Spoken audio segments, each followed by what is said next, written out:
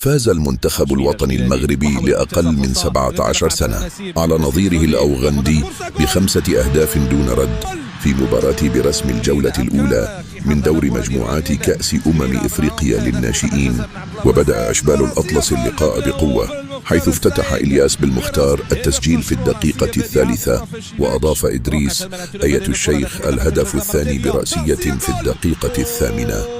وواصل المنتخب سيطرته ليعزز زياد باها النتيجة بهدف ثالث من ركلة جزاء في الدقيقة 24، قبل أن يعود بلا مختار لهز الشباك مجددا في الدقيقة 33، لينتهي الشوط الأول بتفوق الأشبال 4-0. وفي الشوط الثاني تمكن زياد باها من تسجيل هدفه الشخصي الثاني والخامس للمنتخب في الدقيقة 71 ليؤكد تفوق الأشبال في المباراة.